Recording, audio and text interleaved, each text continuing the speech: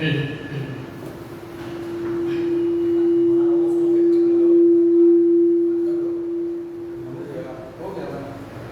जाओ तैयार साथियों, हो जाओ तैयार, हो जाओ तैयार साथियों, हो जाओ तैयार, हो जाओ तैयार साथियों, हो जाओ तैयार, हो जाओ तैयार साथियों, हो जाओ तैयार। अर्पित कर दो तन मन धन, अर्पित कर दो तन मन धन, मांग रहा बलिदान वतन, मांग रहा बलिदान वतन। अगर देश के काम न आए तो जीवन बेकार, अगर देश के काम न आए तो जीवन बेकार, तो जीवन बेकार साथियों, तो जीवन बेकार। हो जाओ तैयार साथियों, हो जाओ तैयार। सोचने का समय गया, सोचने का समय गया। उठो लिखो इतिहास नया, उठो लिखो इतिहास नया। बंसी फेंको और उठा लो हाथों में तलवार, बंसी फेंको और उठा लो हाथों में तलवार, हाथों में तलवार साथियों, हाथों में तलवार, हाथों में तैयार साथियों, हो जाओ तैयार।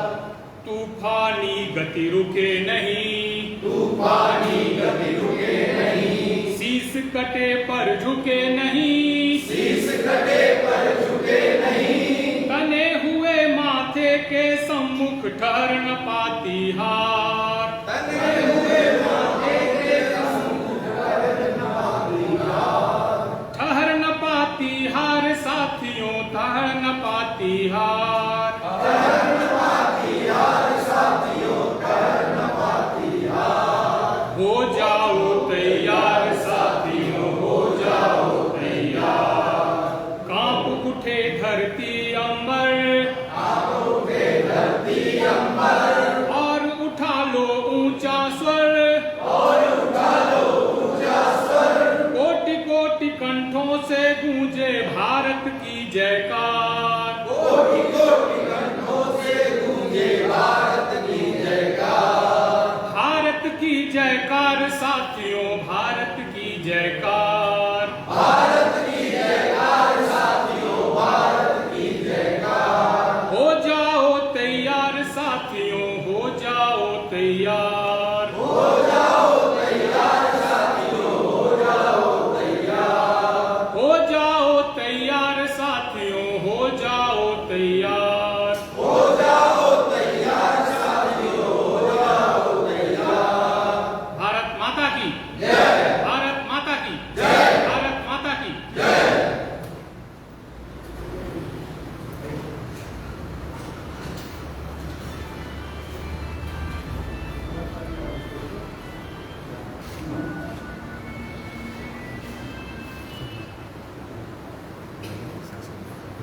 अलग अलग फाइल है ना, एक तो फाइल अलग मैं एक ही में जाना, बाद में एडिट कर देंगे, बाद में एडिट कर देंगे।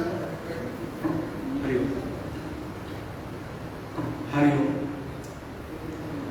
आज बहुत हर्ष का विषय है कि आज 14 अगस्त को हम लोग प्रत्येक वर्ष अखंड भारत संकल्प दिवस के रूप में मनाते हैं। आज चाणक्य नगर के इस कार्यक्रम में हम सभी बंधुगण यहाँ पे एकत्रित हुए हैं। आपके बीच कुछ परिचय कराना चाहूँगा। हमारे बीच चाणक्य नगर के नगर कारवां श्री दीपक जी हैं, उनसे आग्रह करूँगा कि यहाँ मंच पर।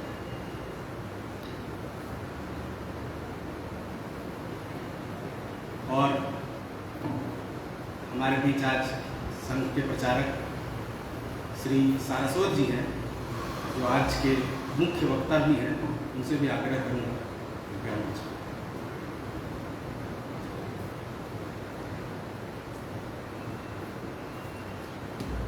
आज का दिवस बहुत महत्वपूर्ण है। आज का दिवस याद करने का दिन है उनके बलिदानों का, जिन्होंने बहुत कुछ झेला है आज के दिन। और आज का दिन संकल्प करने का दिन है कि एक संकल्प करके अखंड भारत का निर्माण किया जाए। आगे इस विषय के बारे में हमारे सरस्वत जी आप लोग के सामने अपना मार्गदर्शन रखेंगे। सरस्वत जी से आग्रह है कि हमारा मार्गदर्शन।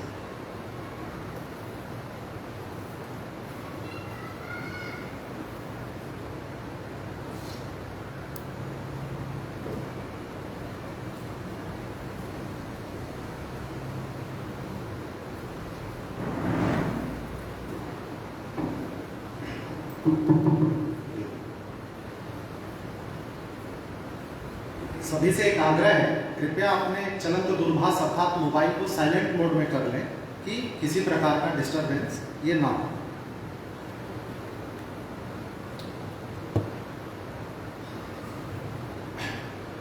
आज अपने इस अखंड भारत संकल्प दिवस के कार्यक्रम पर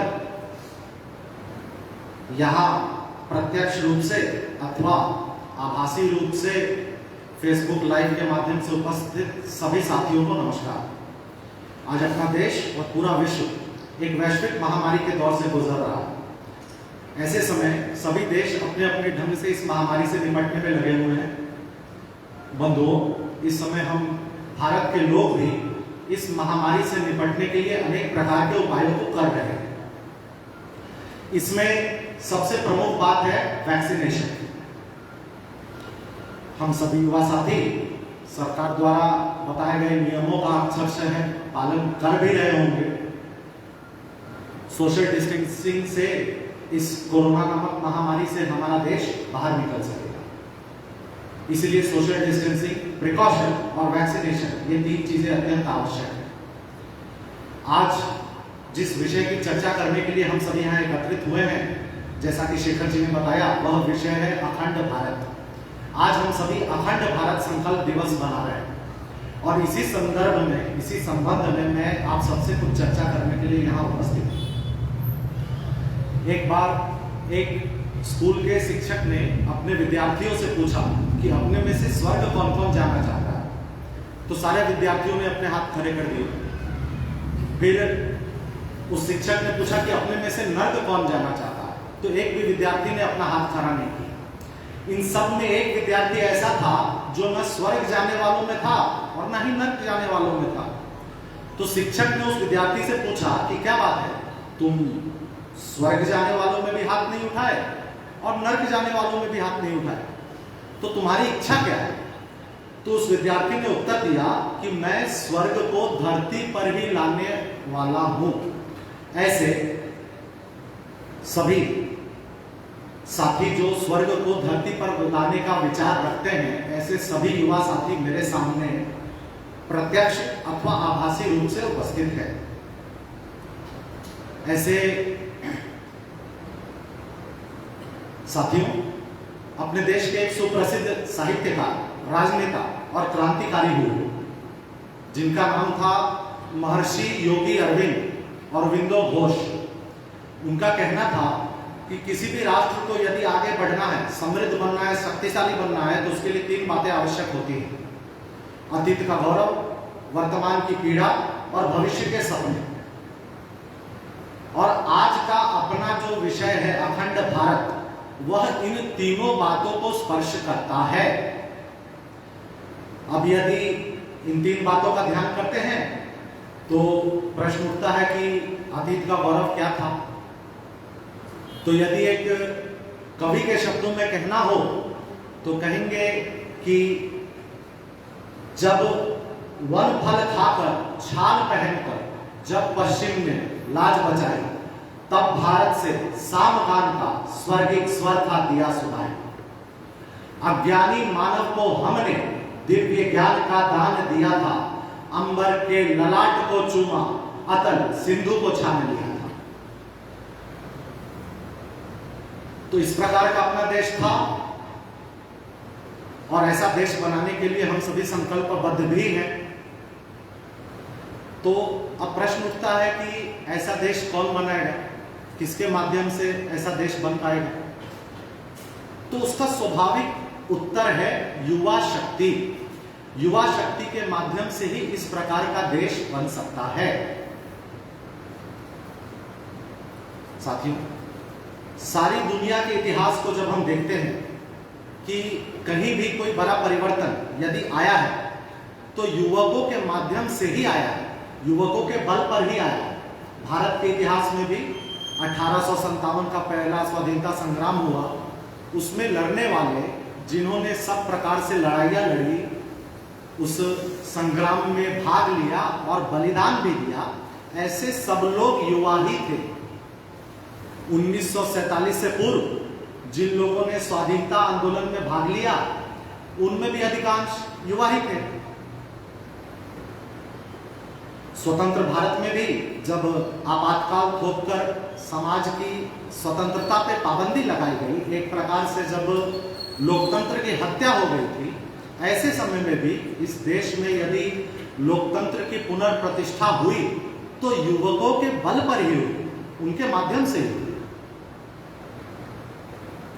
और इसीलिए कहा जाता है कि संघर्षों के साए में इतिहास हमारा पलता है, जिस ओर जवानी चलती है उस ओर जमाना चलता है।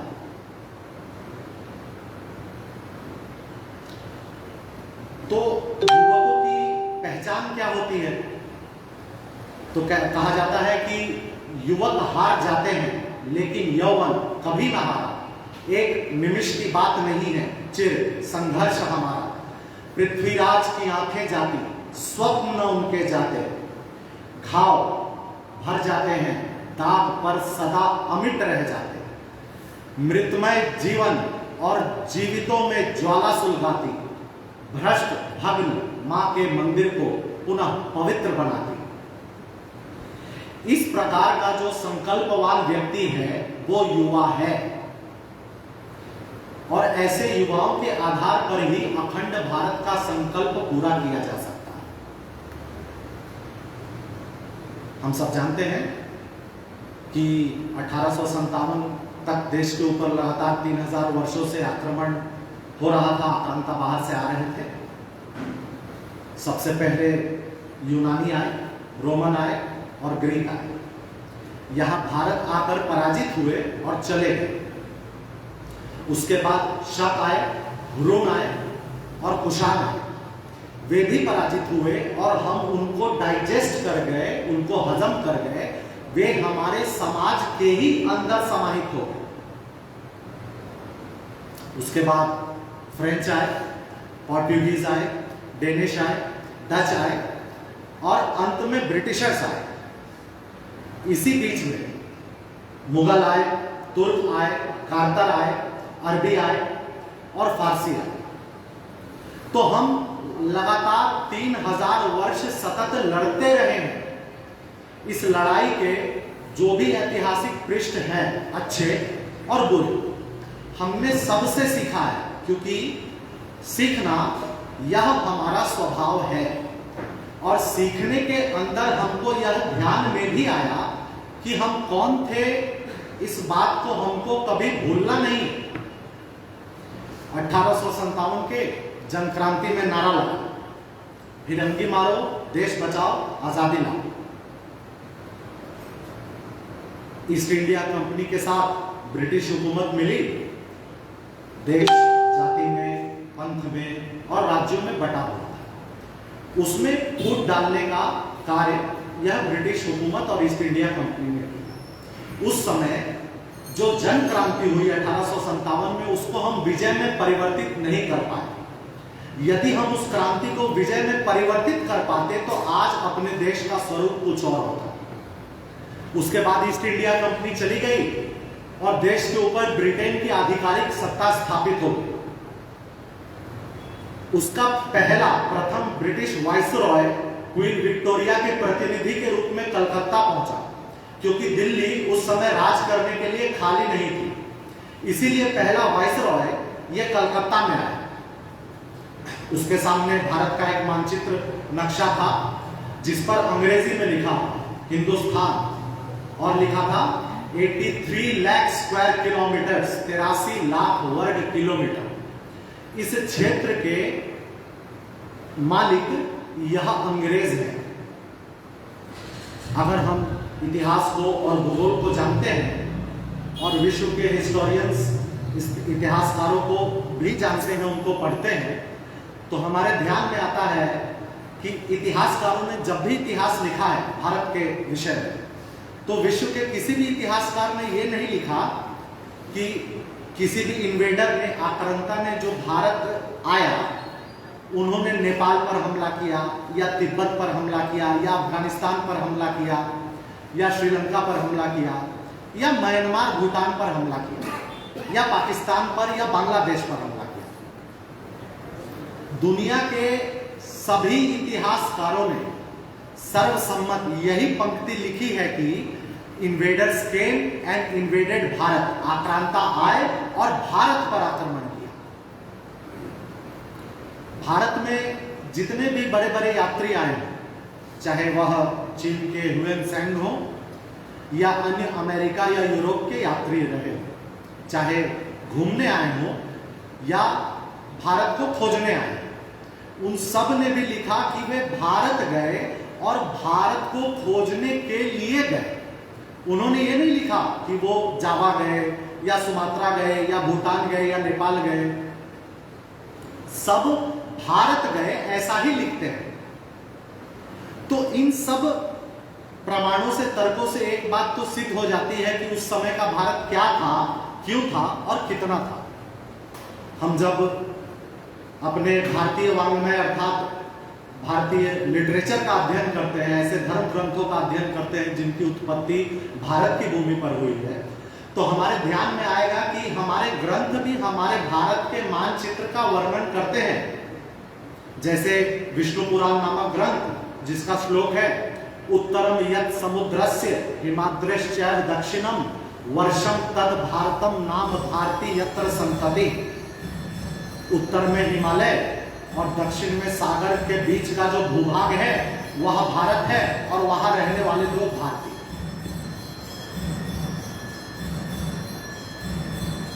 बृहस्पति आगम नाम का एक ग्रंथ है, उसमें वर्णन है हिमालयम समाराभ्य यावद हिंदू सरोवरम तम देव निर्मितम देशम हिंदुस्थानम प्रचक्षते।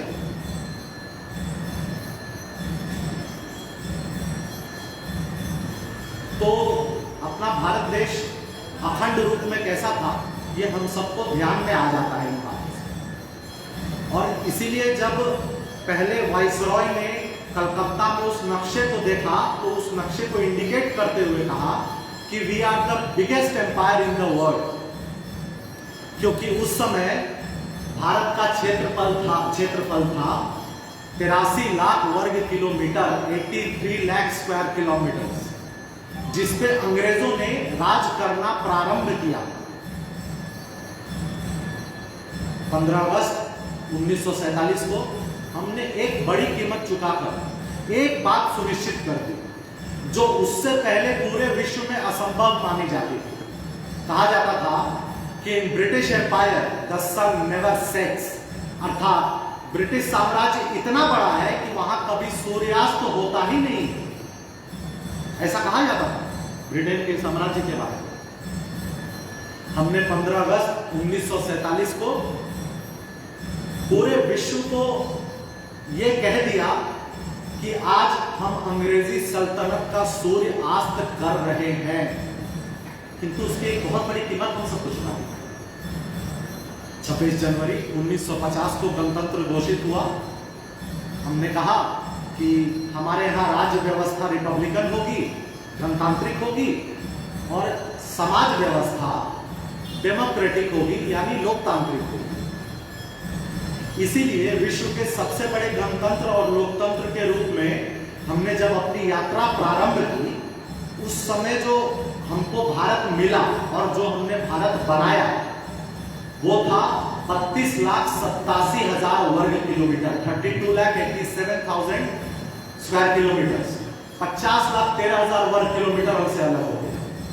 और आज 2021 हमसे कहता है कि 1947 में आजादी के बाद का जो हमको भारत मिला, उसमें से हमने 1,87,000 वर्ग किलोमीटर फिर से खो दिया, और आज सिर्फ 31 लाख वर्ग किलोमीटर ही हमारे पास बचा हुआ है। यह है आज भारत की सच्चाई। अंग्रेजों ने 90 साल में भारत का 7 बार विभाजन किया, आप सामने मानचित्र में भी देख सकते हैं, और 9 पड़ोसी देश बना दिए। जो कभी भारत के छोटे और बड़े गणराज्य हुआ करते थे, वह स्वतंत्र देशों के रूप में हमसे अलग हो गए। जिस तरह स्वाधीनता से पहले प्रत्येक राष्ट्रभक्त के लिए स्वाधीनता प्राप्त करना ये प्रेरणा का मुख्य स्रोत हुआ करती थी, उसी तरह स्वाधीनता के बाद अखंड भारत का संकल्प, उसका स्वप्न, यह प्रत्येक राष्ट्रभक्त के लिए प्रेरणा का मुख्य स्रोत, इंस्पिरेशन होना चाहिए। और इस स्वप्न को साकार करने के लिए उसे सतत क्रियाशील, प्रयत्नशील रहना चाहिए। किंतु आज के परिवेश में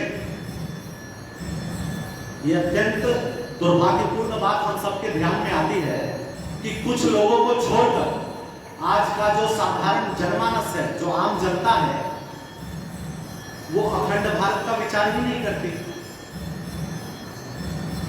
इसका कारण यह है कि भारत विभाजन को एक सेटल्ड फैक्ट, यानी एक स्थापित सत्य मान लिया गया है। लोग कहते तो हैं कि भारत विभाजन बहुत गलत था, ये नहीं होना चाहिए था, परंतु क्या किया जा सकता है? विभाजन तो हो गया, अब भारत को अखंड तो नहीं कर सकते। और इसी विचार के कारण लोग विभाजन और अखंड भारत के बारे में सोचते ही नहीं। इसीलिए सबसे पहले हमें अपने मन से इस सेटल्ड फैक्ट थ्योरी को, यानी इस स्थापित सत्य वाली बात को निकालना होगा। संघ के जो दूसरे प्रमुख सरसंघ चालक हुए, परम पूज्य श्री माधवराव सदाशिवराव गोलवलकर, श्री गुरुजी, जो PHU से MSc जूलॉजी में गोल्ड मेडलिस्ट थे और संघ के दूसरे प्रमुख, उन्होंने कहा है कि partition is a settled fact, then we are here to unsettle it. There is in fact no such thing as a settled fact in this world. Things get settled or unsettled solely by the will of a man or a woman, and a man's or a woman's will is steeled by a spirit of dedication to a cause which he or she knows to be righteous and glorious. अर्थात यदि विभाजन ये एक स्थापित सत्य है, तो हम यहाँ इस स्थापित सत्य को विस्थापित करने के लिए ही हैं। इस पूरी दुनिया में इस तरह के कॉन्टेक्स्ट में स्थापित सत्य जैसी कोई चीज नहीं होती है। इस तरह के संदर्भ में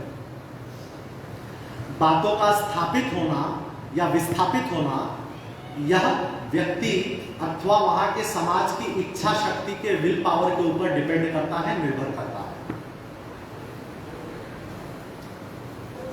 हो सकता है हम में से उपस्थित कुछ लोगों को भी ऐसा लगता होगा कि ये तो सिर्फ कहने वाली बात है, ऐसा भला कैसे हो सकता है कि सेटल्ड फैक्ट को अनसेटल कर दिया जाए। तो मैं आपको बताना चाहूंगा कि ऐसा बिल्कुल हो सकता है, और इसके कई उदाहरण इतिहास में हमारे सामने हैं। जैसे पूरे विश्व का इतिहास ये कहता है कि किसी भी देश का विभाजन स्थायी अथवा अटल नहीं होता। 2000 वर्ष पूर्व इजराइल नष्ट हो गया और यहूदियों को अपनी मातृभूमि से विस्थापित होना पड़ा। एक प्रकार से देखा जाए तो उनका यह विस्थापन भी एक सेटल्ड फैक्ट ही था, एक स्थापित सत्य ही था। किंतु यहूदियों की प्रचंड इच्छा शक्ति ने, उनके प्रचंड विल पावर ने 2000 वर्षों के संघर्ष के बाद मई 1948 में इस सेटल्ड फैक्ट को बदल दिया। अपनी प्रचंड इच्छा शक्ति के बल इजराइल एक स्वतंत्र राष्ट्र बन गया और यहूदियों को उनकी मातृभूमि वापस मिली, और आज वह अपने मातृभूमि इजराइल में रह गए।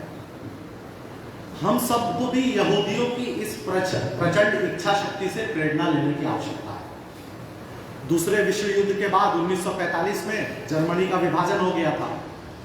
इतनी शक्ति थी वहां पे कि अब ये पार्टीशन, ये विभाजन परमानेंट है, यानी एक सेटल्ड फैक्ट है, ऐसा लगने लगा। लेकिन 1989 में ईस्ट और वेस्ट जर्मनी, पूर्वी और पश्चिमी जर्मनी को बांटने वाली, विभाजित करने वाली बर्लिन की दीवार को गिरा दिया गया और जर्मनी पुनः फिर से एक हो गया।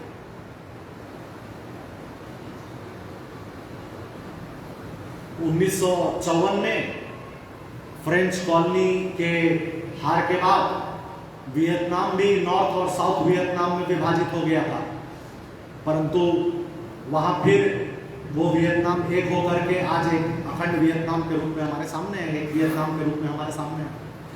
साउथ ईस्टर्न यूरोप में बोस्निया नाम का एक देश था जो विभाजित होकर बोस्निया और हर्जेगोविना नाम के दो देशों के रूप में परिवर्तित हो गया। कुछ साल पूर्व तक सोवियत यूनियन, यूएसएसआर विश्व के दो महाशक्तियों में से एक था, परंतु उसमें से भी 15 मिडिल एशियन देश अलग होकर फिर से एक स्वतंत्र राष्ट्र बनकर के आज हमारे सामने है। और आज सोवियत संघ यह भूतपूर्व का दर्जा प्राप्त कर चुका है। तो इतिहास ऐसे असंभव लगने वाली बातों के संभव होने से भरा पड़ा है। तो फिर भारत विभाजन को एक सेटल्ड फैक्ट, एक स्थापित सत्य क्यों माना जाना चाहिए? इच्छा शक्ति और प्रयत्नों के आधार पर इसे भी बदला जा सकता है और यही विचार प्रत्येक भारतवासी का होना चाहिए। अपने देश में एक प्रमुख समाजवादी नेता हुए जिनका नाम है डॉक्टर राम मनोहर लोहिया। उनके द्वारा एक किताब लिखी गई, उस किताब का नाम है विभाजन के गुनहगार। उसमें वो लिखते हैं कि 1947 में देश का एक बार फिर विभाजन, पूर्ण स्वतंत्रता के स्थान पर हमको मिला कटा और बटा हुआ भारत। अंग्रेजों ने इसे सत्ता हस्तांतरण और एक उपहार, एक गिफ्ट बताया, एक गिफ्ट के नाते प्रस्तुत किया, किंतु वास्तविकता में भारत विभाजन विश्व की सबसे बड़ी और दुखद त्रासदियों में से एक है। ये आस्थाओं, आकांक्षाओं और आश्वासनों का सबसे बड़ा विश्वासघात था। It was a betrayal of faith and ambitions. Lord Mountbatten, Pandit Nehru, Jinnah, ऐसे 7 लोगों के द्वारा तत्कालीन 40 करोड़ लोगों के भाग्य का निर्णय ले लिया गया। ना कोई जेल गया, ना ही विरोध में कोई गोली चली। जबकि स्वयं पंडित नेहरू विभाजन के कुछ वर्ष पूर्व तक विभाजन के मांग को एक फैंटास्टिक नॉनसेंस, एक विलक्षण मूर्खता कहते थे और विभाजन की मांग को यह कहकर के मजाक उड़ाते थे कि those who talk of partition live in the paradise of fools। परंतु उन्होंने भी विभाजन को स्वीकार किया और 1947 में भारत का विभाजन हो गया। तो प्रश्न उठता है कि विभाजन का मूल कारण क्या था? तो विभाजन का मूल कारण था नेतृत्व के मन में राष्ट्र और संस्कृति के विषय में भ्रामक धारणा होना। अपने यहां अंग्रेजों ने यह संभ्रम फैलाने का प्रयास किया कि भारत कभी एक राष्ट्र था ही नहीं, और अपनी इस बात के पक्ष में वो ये तर्क देते थे कि भारत में अनेक राज्य थे। लेकिन इस बात के लिए केवल अंग्रेजों को दोष देना ठीक नहीं, क्योंकि वो तो आक्रांता थे, इन्वेडर थे, हम प्रशासन करना चाहते थे। तो उनका तो काम था कि ऐसे संभ्रम उत्पन्न करे जिससे हमारा आत्मविश्वास कमजोर हो, हमारा स्वाभिमान कम हो जाए और हम कमजोर हो जाए। परंतु दुर्भाग्य से हमारे नेताओं के मन में भी यह भ्रम घर कर गया। 1885 में कांग्रेस की स्थापना के 15-20 वर्षों के अंदर ही श्री सुरेंद्रनाथ बनर्जी और अन्य नेताओं के भाषणों को जब हम पढ़ेंगे और सुनेंगे तो उससे हमें यह बात स्पष्ट हो जाएगी कि हमारे नेताओं के मन में अंग्रेजों द्वारा फैलाया गया यह संभ्रम घर कर चुका है। सुरेंद्रनाथ बनर्जी द्वारा लिखित एक पुस्तक है, अ नेशन इन मेकिंग। इस पुस्तक के टाइटल से, इसके शीर्षक से ही ये बात स्पष्ट हो जाती है कि उनके मन में राष्ट्र और संस्कृति को लेकर के कैसे क्या धारणा थी। संभवतः वे सब ये नेता ये नहीं जानते थे कि हमारे यहाँ राष्ट्र की संकल्पना ये जियोपॉलिटिकल अर्थात भू राजनीतिक ना होकर के जियो कल्चरल अर्थात भू सांस्कृतिक है। और इसीलिए अपने यहाँ एक राष्ट्र अनेक राज्य, यह एक स्वाभाविक सी बात है। संभवतः उन नेताओं के ध्यान में यह भी नहीं आया कि अनेक राज्य होते हुए भी सारे भारत के लोग इस संपूर्ण भूभाग को मातृभूमि के रूप में मानते हैं। सिर्फ जहां वो लोग रहते हैं उस एक राज्य को ही सिर्फ अपनी मातृभूमि मानते हैं, ऐसा नहीं। और इसीलिए इस संपूर्ण भूभाग पर फैले हुए तीर्थ क्षेत्र, नदियां, पर्वत, इन सब पर सभी की श्रद्धा रही है और रहती है। लोग सिर्फ जिस राज्य में रहते हैं सिर्फ वहां के तीर्थ क्षेत्र, नदियों और पर्वतों पर ही उनकी श्रद्धा रहती है, ऐसा नहीं है। सारे देश के ऐसे स्थानों पर सभी देशवासियों की श्रद्धा शुरू से रहती है, भले वो किसी भी प्रांत में, किसी भी राज्य में रहते हैं। क्यों? क्योंकि संस्कृति एक है, राष्ट्र एक है। एक बार जब प्राचीन राष्ट्र वाली बात को, उस थ्योरी को नकार कर नई राष्ट्र वाली बात को स्वीकारते हैं तो स्वाभाविक रूप से आज जो लोग यहाँ रह रहे हैं उन सबका यह मिला जुला राष्ट्र है ऐसा लगने लगता है। और इसका उदाहरण देने के लिए लोग कहते भी हैं कि यहाँ गंगा जमुनी तहजीब की संस्कृति है। यहाँ हमको ये बात समझने की आवश्यकता है कि एक राष्ट्र की सांस्कृतिक धारा में बाहर के लोग आकर मिलते हैं तब भी वह मिली जुली संस्कृति नहीं कहलाती, अपने मूल नाम से, अपने ओरिजिन नेम से ही जानी जाती है। जैसे गंगा और जमुना के मिलन के बाद भी उसके आगे का जो प्रवाह है, यानी उसके आगे की जो नदी है, वह अपने मूल नाम से ही जानी जाती है, उसका कोई नया नाम नहीं बन जाता। गंगोत्री से जिसका उद्गम होता है वह भी गंगा है, और मार्ग में अनेक नदियों को मिलाते हुए, समाहित करते हुए गंगा सागर में जाकर जो नदी मिलती है वह भी गंगा के नाम से ही जानी जाती है, उसका कोई नया नाम नहीं बन जाता, जबकि रास्ते में अनेक नदियां उसमें मिलती है। यही बात, यही तर्क संस्कृति के साथ भी लागू होती है कि चाहे उसमें कोई भी आकर मिल गया हो किंतु वह संस्कृति अपने मूल नाम से ही जानी जाती है। उदाहरण के लिए इंग्लैंड, जर्मनी, जापान में अनेक देशों के लोग आकर रहते हैं, वहां की नागरिकता भी ग्रहण करते हैं, तो इसीलिए क्या वहां की संस्कृतियों को मिली जुली संस्कृति कहा जाता है क्या? नहीं, उन्हें अंग्रेजी, जर्मन, जापानी इन्हीं नामों से जाना जाता है। वहां जाकर रहने वाले लोगों को उन संस्कृतियों से समरस होना पड़ता है, एक रूप होना पड़ता है। तो फिर भारत की संस्कृति, ये मिली जुली संस्कृति कैसे हो सकती है? संस्कृति तो एक है, उसका प्रकटीकरण मिले जुले, परंतु हमारा दुर्भाग्य है कि उस समय के तत्कालीन नेतृत्व ने ये बात नहीं समझी और अंग्रेजों के झांसे में आ गए। अंग्रेजों ने हमको कमजोर करने के लिए ये कहना भी प्रारंभ कर दिया कि जिस तरह वो और अन्य इन्वेडर्स मुगल बाहर से आए हैं, उसी तरह आर्य ये भी बाहर से आए और वे ही आज हिंदू नाम से जाने जाते हैं, ऐसा अंग्रेजों ने भ्रम फैलाया। और इस प्रकार उन्होंने हिंदुओं को भी अपनी तरह इन्वेडर यानी आक्रांता की श्रेणी में ला करके खड़ा कर दिया अंग्रेजों ने। दुर्भाग्य से पहले लोकमान्य तिलक और बाद में पंडित नेहरू ने भी इस बात को स्वीकार कर लिया, जबकि आज आर्य बाहर से आए इस थ्योरी को पूरी तरह से गलत सिद्ध करने वाले अनेक पुख्ता प्रमाण अपने पास उपलब्ध है। अभी हाल ही में राखी गढ़ी का एक्सकवेशन हुआ है, उसके भी साक्ष्य मिले। आर्य ये जातिवाचक नहीं, गुणवाचक शब्द है। इस बात को पूज्य डॉक्टर बाबा साहेब भीमराव रामजी अंबेडकर जी ने भी प्रमाण के साथ सिद्ध किया।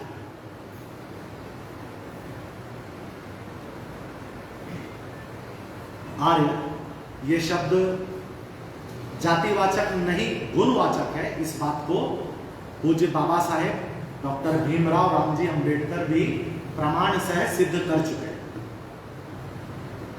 अब यदि उस समय का नेतृत्व एक राष्ट्र और एक संस्कृति वाली बात पर अडिग रहता तो ध्यान में आता कि राष्ट्रीयता और संस्कृति के संदर्भ में हिंदू और मुसलमान ये अलग अलग इकाइयां ना हो करके, सेपरेट एंटिटीज ना हो करके एक ही एंटिटी है, सिंगुलर एंटिटी है।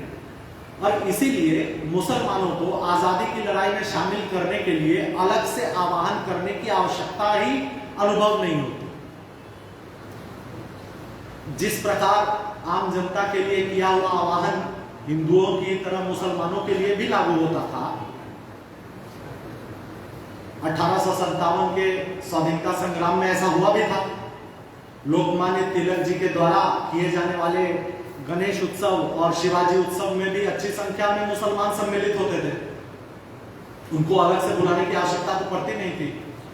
अंग्रेज मुसलमानों को, मतांध मुल्ला मौलवियों को अपने कॉन्फिडेंस में लेकर के अधिकांश मुसलमानों को रोकने का प्रयास करते थे और कहते थे कि तुम मूर्ति पूजा में और शिवाजी उत्सव में क्यों जाते हो, जबकि शिवाजी तो मुसलमानों का दुश्मन था। पर वो सामान्य मुसलमान ये कहते थे कि ये उत्सव तो राष्ट्र भाव जागरण के उपक्रम है, इसीलिए हम इसमें सम्मिलित होते हैं। तो हमारा शीर्ष नेतृत्व एक राष्ट्र, एक संस्कृति वाली बात को भूल गया और इसीलिए यह विचार उनके मन में आया कि राष्ट्रीयता और संस्कृति के संदर्भ में हिंदू और मुसलमान दो सेपरेट एंटिटीज हैं, दो सेपरेट इकाइयां हैं, पृथक इकाइयां। इस कारण उनको लगने लगा कि मुसलमानों को आजादी की लड़ाई से सम्मिलित करना है तो उनको अलग से बुलाने की, आह्वान करने की आवश्यकता है।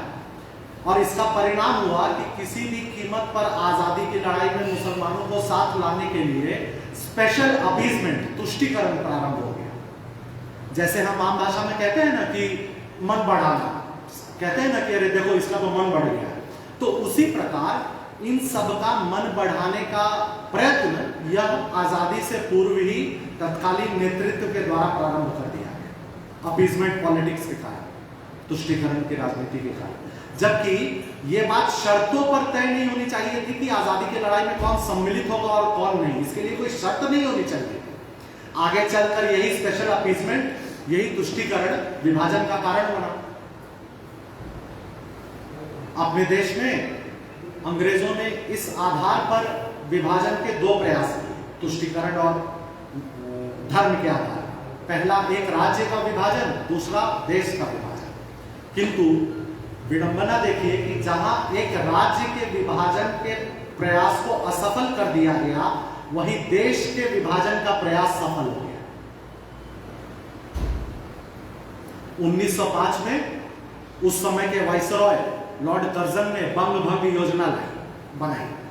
दिखावे के लिए कहा गया कि प्रशासनिक कारणों से ऐसा किया जा रहा है, किंतु यह बात अत्यंत स्पष्ट थी, क्रिस्टल क्लियर थी कि क्रांतिकारियों और राष्ट्रवादी नेताओं के गढ़ बंगाल का विभाजन कर स्वाधीनता के प्रयासों को कमजोर करने के लिए ही अंग्रेजों ने इस योजना को, बंग भंग योजना को लाया है, प्रस्तावित किया है।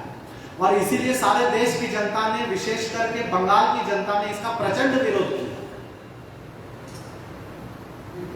बंग भंग के विरोध में सारे देश में वंदे मातरम आंदोलन हुआ, जिसमें हिंदू और मुस्लिम सभी एक साथ सम्मिलित हुए।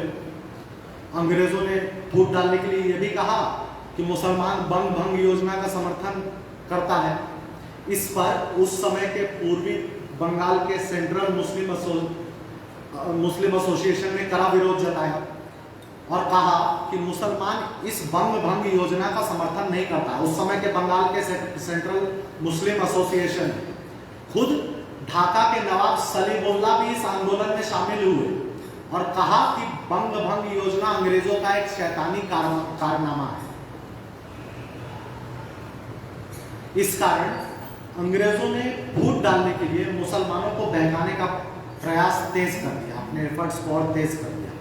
वो जानते थे कि इस काम के लिए ये आवश्यक है कि कुछ प्रभावशाली मुसलमान उनके साथ सम्मिलित हो और इसके लिए उन्होंने ढाका के नवाब सलीमुल्लाह को सिर्फ नाम मात्र के ब्याज पर 1 लाख पाउंड की बड़ी धनराशि का लोन दे दिया और पैसे देकर के अपने साथ सम्मिलित कर लिया। साथ ही साथ अंग्रेजों ने कुछ मुसलमानों को यह करके भी फुसलाया कि बंग भंग से उनका फायदा है, क्योंकि पूर्वी बंगाल एक मुस्लिम बहुल प्रांत होगा और